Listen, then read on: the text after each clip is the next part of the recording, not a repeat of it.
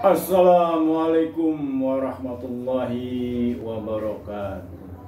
Pemirsa yang budiman, sadulur, salembur, ketika manusia diberikan cobaan dalam bentuk keburukan, dia belum meyakini, memahami secara betul. Ketika dicoba dengan keburukan, merasa ditinggalkan oleh Tuhannya. Padahal kullu nafsin zaikatul maut wa nabluukum bisyarri wal khairi fitnah wa ilaina turja'un. Cobaan itu dalam bentuk kebaikan dan keburukan, pemirsa.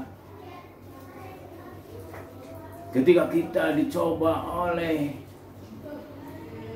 kemiskinan, merasa Tuhan meninggalkan kita, itu berarti kita belum memahami betul surat ke-21 ayat 35, surat Al-Anbiya ayat 35 yang tadi saya bacakan itu.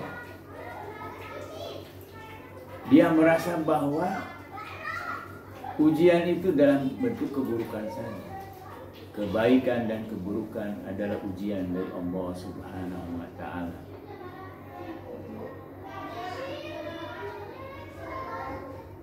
Yakini itu. Oleh karena itu, ayat itu kita pahami bahwa setiap detik kita silih berganti diuji oleh Allah Subhanahu wa Ta'ala dalam bentuk keburukan, kebaikan, keburukan, kebaikan. Potensi sedih, potensi bahagia, itu selalu diberikan kepada semua manusia, baik itu orang yang papa maupun orang yang bertahta, orang miskin maupun orang kaya. Apa solusinya?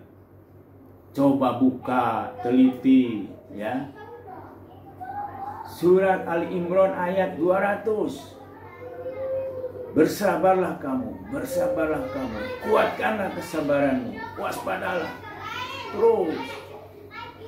Kemudian kita harus belajar kepada Nabi Adam alaihissalam. Nabi Adam ketika diuji oleh Allah Subhanahu wa Ta'ala, dijauhkan dari Hawa, dia tidak minta diketemukan dengan Hawa, tapi apa yang dilakukan? Bisa lihat surat Al-A'raf ayat 23. Rabbana dzalamna anfusana. Berdoanya bukan diketemukan dengan Hawa, tapi minta ampun terhadap dosa yang telah dilakukannya, yaitu tergoda oleh iblis, makan buah kol. Lalu apa yang harus kita lakukan, pemirsa, ketika kita merasa ditinggalkan oleh Allah Subhanahu wa Ta'ala? Minta ampunlah kepada Allah Subhanahu wa Ta'ala, sebagaimana Nabi Adam alaihissalam meminta ampun. Karena dosa itulah penyebab dijauhkanlah Adam. Jadi dicari penyebabnya dulu, ya. Karena penyebabnya dosa, maka Nabi Adam alaihissalam meminta ampun pada Allah Subhanahu wa Ta'ala. Ketika diampuni, maka diketemukan lagi dengan Nabi Adam, dengan Hawa istri Nabi Adam. Mangga bikin satu perilaku yang dinamakan dengan 6T. Yang pertama, kita khusus dulu nih, ya. Pelajari itu 3 ayat itu, ya.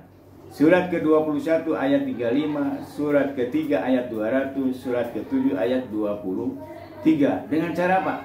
Tahsin, ya, terjemah perkata, tafsir, kemudian tahfidz, ya, kemudian tindakan, lalu tabligh. Ingat ya, 6 itu tadi ya. Nah, silahkan diulang lagi dengarnya, ya. Pertama, tahsin. Yang kedua, terjemah perkata. Yang ketiga, tafsir. Yang ketiga, tahfidz. Yang keempat, tafsir. Ya, yang tabligh. Ya. 6 teh pokoknya. Itu. Dan coba puasa 40 hari, setiap hari berturut-turut tidak makan makanan yang bernyawa, alias hanya makan tumbuh-tumbuhan, termasuk terasi itu dari ikan, telur itu dari ayam. Selamat mencoba puasa 40 hari. Dan puasanya puasa yang level yang ketiga, ya. Apa itu level ketiga? Tidak hanya tidak makan minum, tapi panca indera, perasaan begitu. Selamat mencoba. Assalamualaikum warahmatullahi wabarakatuh.